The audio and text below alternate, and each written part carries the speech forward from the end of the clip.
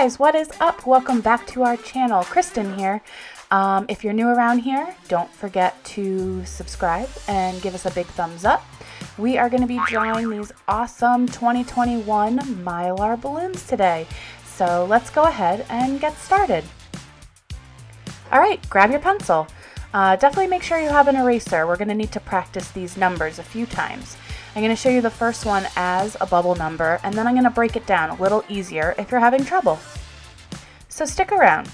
I'll be back with some tips. As we're drawing this too, let's make sure that we don't have any sharp lines, meaning straight. Make them nice and curvy and bubbly.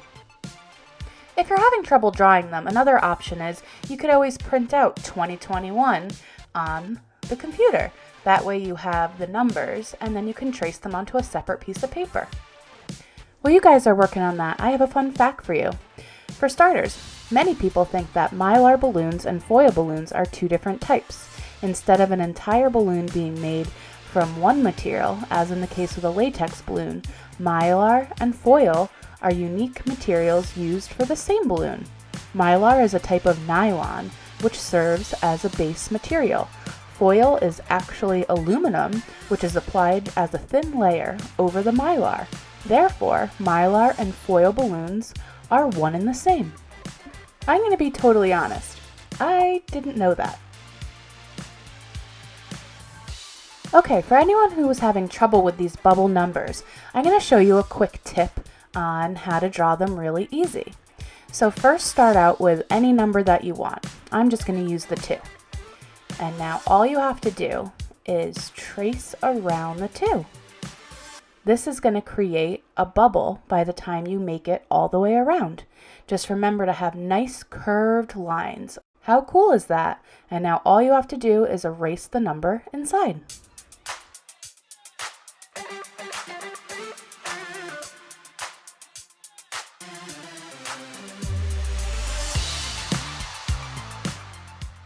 Alright guys, now let's get to the fun part. Let's start coloring. I'm going to show you guys step by step how to turn these into 3D looking Mylar balloons. How cool! Let's go. The first thing I'm going to have you do is choose what color Mylar balloons you want to have. I wanted mine to be a purpley blue, so I used a couple different shades of each. The first thing you're going to do is start off with your lightest color. So this is sort of a very light purple that I'm going to use as my base color. So, alright guys, let's fill them up. Great! Now we're going to go in with our next shade, so our medium color. And we're going to hint at it around the edges. Do you see how I'm doing that? I'm not going to get any of this color in the middle of our 2, just along the edges. So the reason we're doing this is this darker color is becoming our shadow. It's pushing it further down towards the paper. Think of our light source. It comes from above. It's going to highlight what's closest to it, which is technically the middle of the balloons, or that area, that surface area. So what this darker color is doing is pushing you away, and when we go in with our highlight, the highlight is going to bring it closer to us, giving us our dimension. Hope that made sense. Alright, I'm going to speed it up once again, just a little bit, not too fast. Follow along the best you can.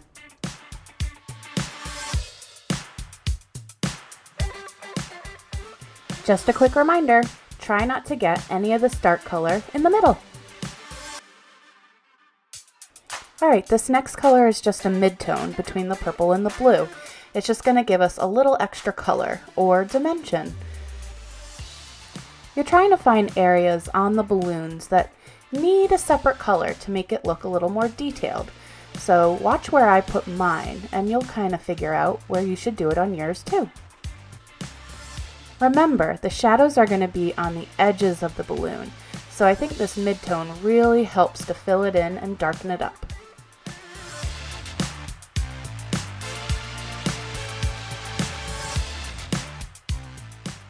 Hope you guys are hanging in there. I think they're really starting to come together. These next few steps are going to make them pop.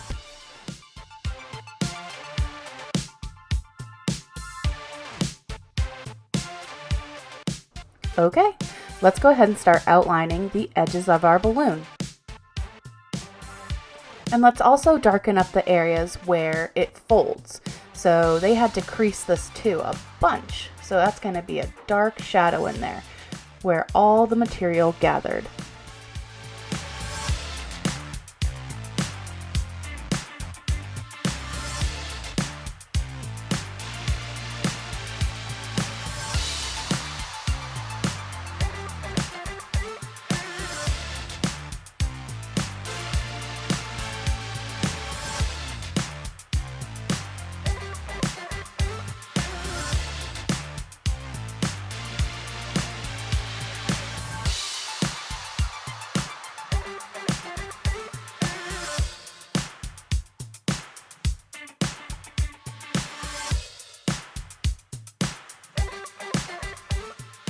Get that crease really good. I'll have to go darken that up in a little bit.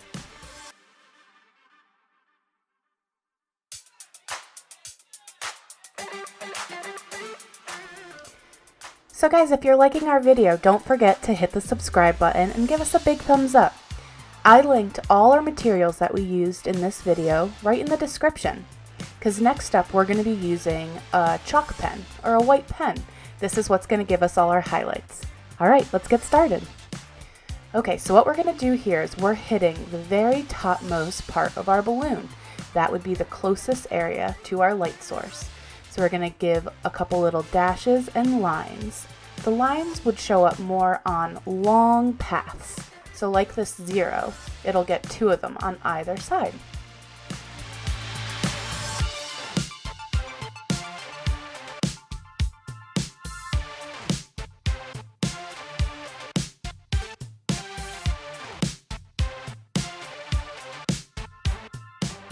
Do you guys see how they're really starting to take shape now? They're looking so good, but it's missing a few details. So after we finish up with this white, we're going to go back with our darker color again and add in some of the creases. Remember how I said this is part foil, these balloons, so there'd be lots of creases in them to create these different shapes.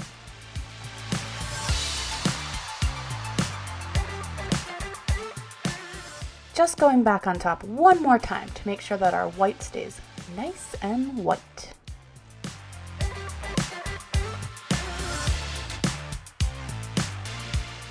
Alright, like I said, we're going to go in with our darker color and start adding our folds. And all you have to do for that is little lines. Once I move my hand, you'll be able to see a little better. Oh yeah, and we're adding them on top of the white. Make sure, as you're adding your lines on, they're curving around the balloons and not going all the same direction. Think of it like a clock. Okay, we only have a few steps left. Now we're going to go highlight the folds.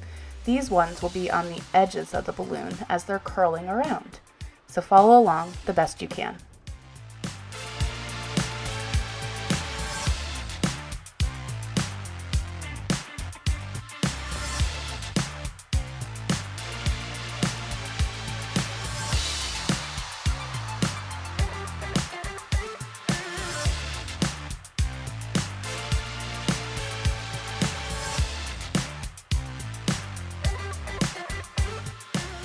Alright, we've reached our last and final step.